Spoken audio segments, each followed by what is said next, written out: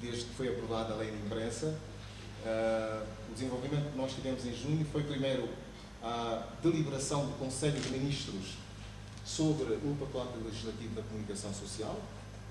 Há 10 anos, mais ou menos, foi em 2006 que foi aprovada a Lei 7/06, a Lei de Imprensa, mas que, de acordo com o artigo 87, esta lei devia ser regulamentada para que as questões que têm a ver com a imprensa, ou previstas na lei, uma lei é um conjunto de previsões, não é? Ou estatuição, não, previsões e estatuições, portanto, todas aquelas normas, todas as previsões contidas nestas normas da lei, para que tivessem materialidade, era fundamental que a lei fosse regulamentada, porque uma lei, contendo geralmente nos artigos genéricos, gerais, uma lei com as normas genéricas, a sua materialização pode suscitar aquilo que nós chamamos de dualidade de critérios. A falta de regulamentação da lei de imprensa serviu para, durante muitos anos, por exemplo, ao nível, não surgirem em Angola rádios comunitárias. O argumento foi sempre de que não temos legislação afim e então vamos aguardar quando a lei for regulamentada para que possamos passar a utilizar as pessoas interessadas em ter uma licença para instalarem uma rádio comunitária. Por acaso, acompanhava aqui a conversa com um certo interesse com acho que é vice... Exatamente, sobre a possibilidade da rádio, a possibilidade da Universidade de Gregório Semedo vir a ter aqui uma rádio comunitária. Eu logo, rapidamente, porque é um tema de interesse, chamou a atenção e interferi na conversa, procurei saber se efetivamente se iria concretizar. Procurei saber também de outros aspectos que não interessa aqui revelar, mas ela estava muito otimista, parece que desta vez vai haver, e eu disse, vai haver a primeira rádio comunitária em Angola.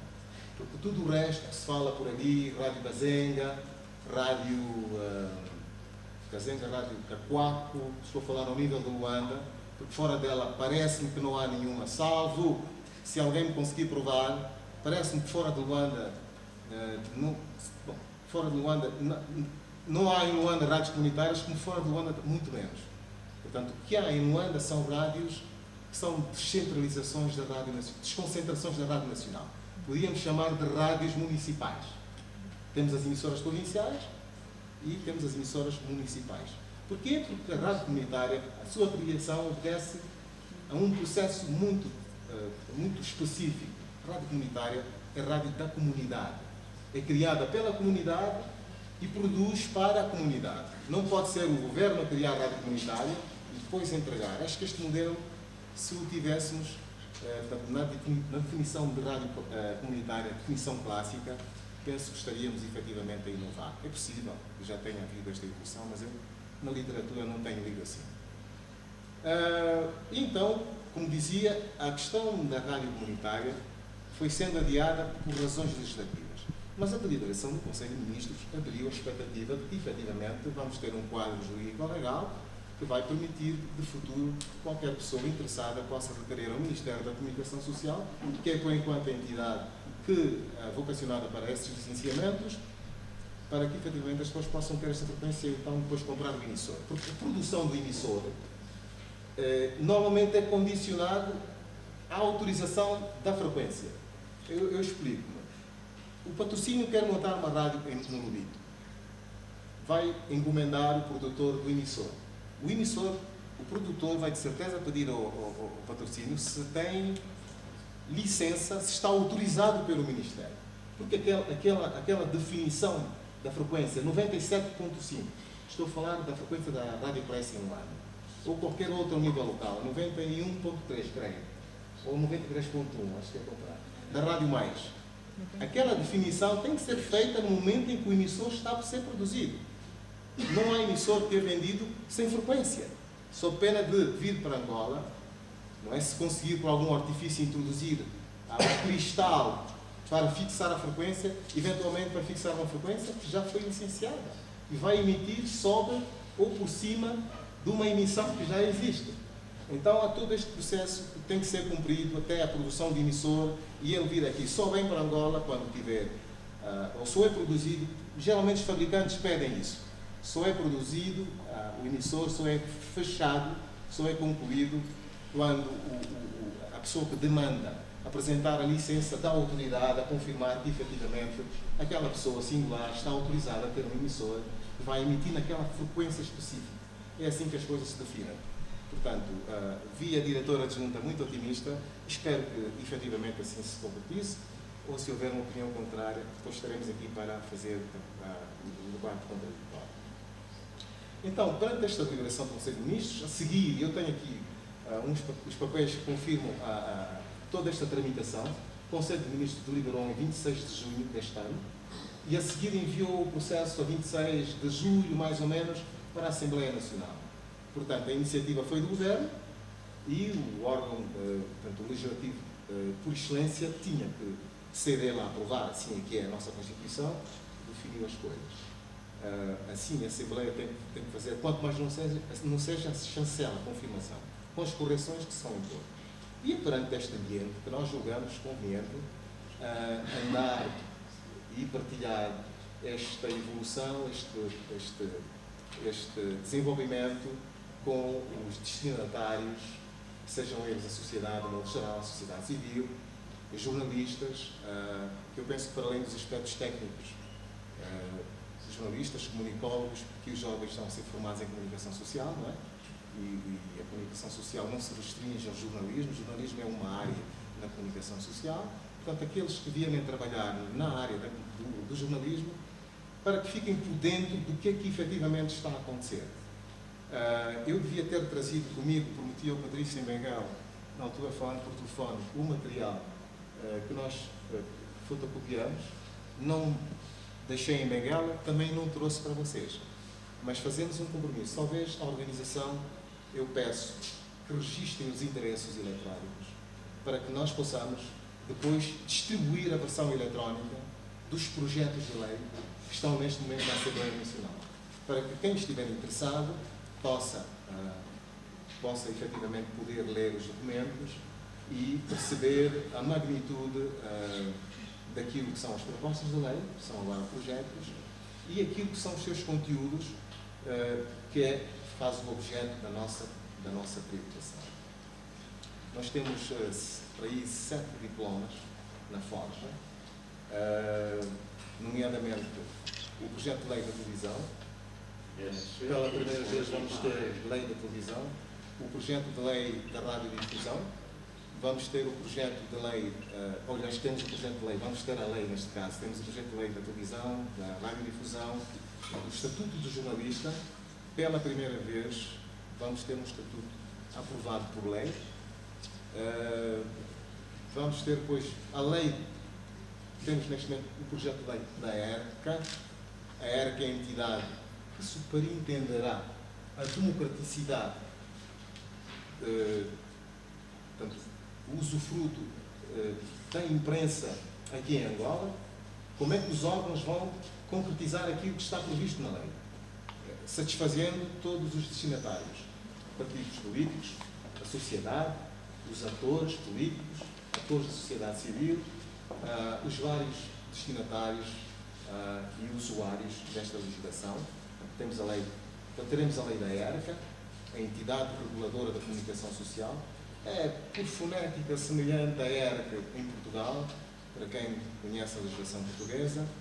Portanto, e creio que o nosso modelo inspirou-se um pouco na lei portuguesa. Portugal é fonte de direito para Angola, por excelência, gostemos ou não. E aqui ponhamos de parte o complexo que muita gente às vezes tem, complexo, diz alguém complexo de colonizar. Portugal é fonte de direito, aceitemos.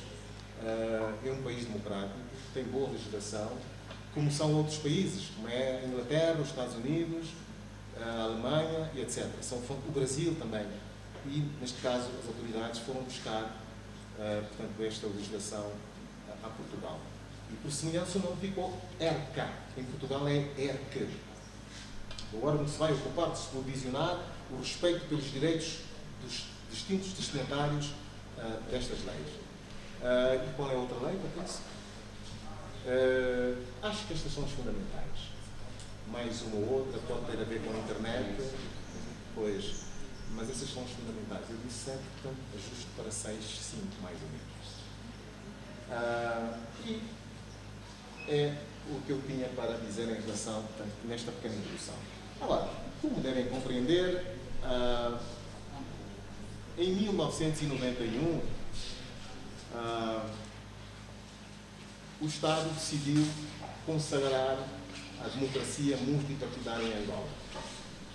Nós estamos a vir de um sistema de partido único que tivemos desde 1975 e em 1991, portanto, houve, por força do acordo do protocolo de licença, a consagração da democracia multipartidária. A democracia multipartidária é o regime, assim resumindo, que permite que as pessoas que se exprimam do ponto de vista de imprensa, que hajam vários concorrentes, que não haja uma só voz, do ponto de vista de quem dirige, que haja quem dirige, mas que haja concorrentes, pessoas com potencial de substituir o partido que está no poder, que vai propiciar as alternâncias, não é? As alternâncias são inerentes às democracias. Um país, quer se goste ou não, uma democracia deve ter alternância. A alternância é uma condição da democracia, da democraticidade das sociedades. Não me parece que o contrário seja válido. Se nós queremos aferir a alternância que acontece não só ao nível do poder político central, mas até ao nível interno das organizações empresariais, organizações religiosas, há geralmente a presença da democracia, mas neste caso estamos a falar da alternância política como condição fundamental para que se possa aferir da democraticidade de uma determinada sociedade. E é isto que um dia vai acontecer em Angola. É isto que vai um dia acontecer. Quando isto acontecer, pronto, isto responderá a algumas preocupações que têm sido colocadas nos dias de hoje. Portanto, a consideração da democracia multipartidária levou a que vários partidos políticos também se inscrevessem ao nível do tribunal. E esses partidos políticos e outras vozes, as vozes da sociedade civil, surgiu uma sociedade civil, elas refletem, no fundo, vontades de grupos de pessoas. Em relação à sociedade civil, a diferença fundamental com os partidos políticos é que a sociedade civil, diferente dos partidos políticos, a sociedade civil não tem por escopo chegar ao poder político e dirigir o país. A sociedade civil pode fazer política, estamos aqui a falar aspectos que têm a ver com política, mas não almeja chegar ao poder. O fim último dos partidos políticos é chegar ao poder político. A diferença que há com as organizações da sociedade civil é que não é o objetivo central das organizações da sociedade civil chegar a atingir, portanto, o poder político. Esta é uma das diferenças fundamentais.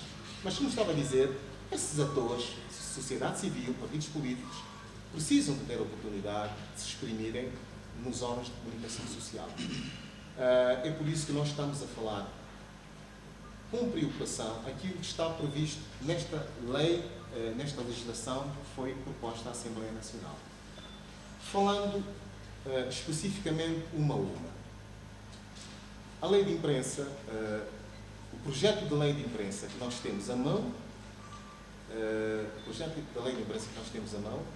enferma de algumas inconstitucionalidades. Ou seja, esta proposta representa aquilo que muitos estão a considerar de retrocesso. Nós temos uma proposta de lei na Assembleia e daí esta preocupação que temos estado a levantar. Portanto, temos uma proposta de lei que, se compararmos com a atual lei vigente, que é a Lei 7/06, temos pontos onde há efetivamente pontos de preocupação, pontos críticos. Eventualmente me perguntarão em que pontos. Eu posso citar alguns daqueles que me recordo. Por exemplo, a questão que tem a ver com o quadro de incentivos que a atual lei, portanto a atual lei é a Lei 7/06, há um quadro de incentivos que tinha sido previsto nesta lei atual, porque ainda não foi revogada, que estão agora a ser negados na nova proposta da lei. Esta é uma preocupação que nós temos.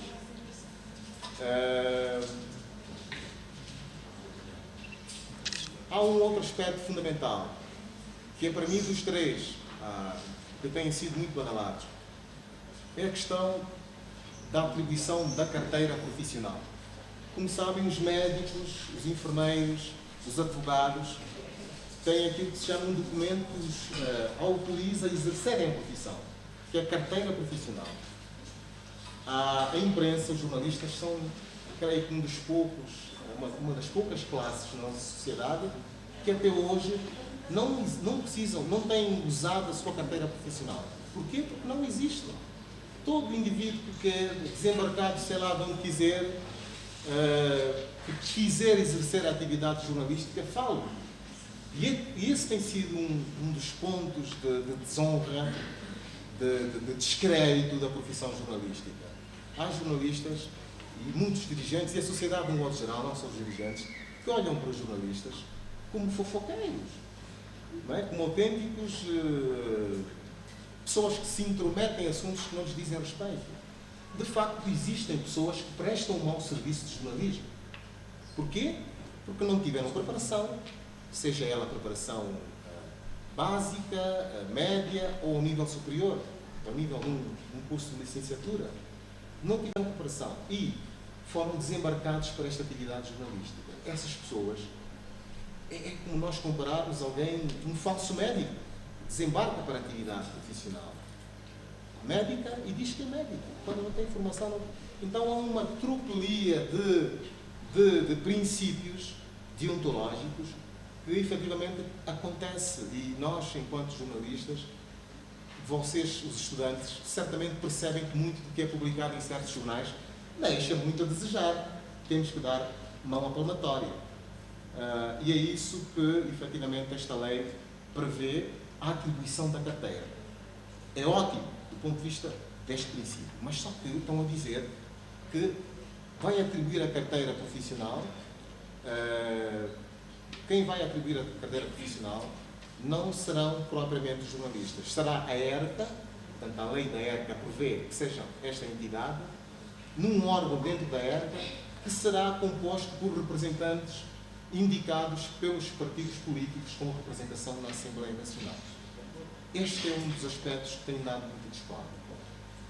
Estes indivíduos que vão entrar para estes órgãos para licenciar, para atribuir as carteiras profissionais, se vêm de partidos políticos, eles vão representar vontades políticas e, eventualmente, não serão parciais, eventualmente colocarão obstáculos ou barreiras a quem efetivamente exerce a profissão com brilho, por conveniência, por inconveniência também.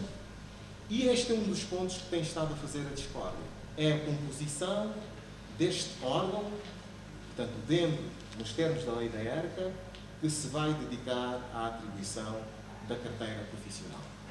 Portanto, não será eminentemente técnico, mas será dominado por indivíduos politicamente influenciados, sejam eles do MPLA, da UNITA, da Casa CE, do PRS ou da FNLA. O que se está a defender, que a classe está a defender, é que sejam técnicos a integrar esta comissão. Que seja um magistrado judicial, que sejam jornalistas, que seja alguém que representa o INADEC, por exemplo, que neste momento é a organização que superintende as questões que têm a ver com qualidade, do serviço que é prestado, o consumo, defende o consumidor, que seja alguém ligado às entidades eclesiásticas, mas que não sejam partidários. Porque isto é como dizer que passariam a licenciar ou atribuir a carteira profissional aos enfermeiros ou médicos, indivíduos, portanto, de partidos políticos, tal como... Isto é uma espécie de atestado de incompetência que se está a passar nos jornalistas.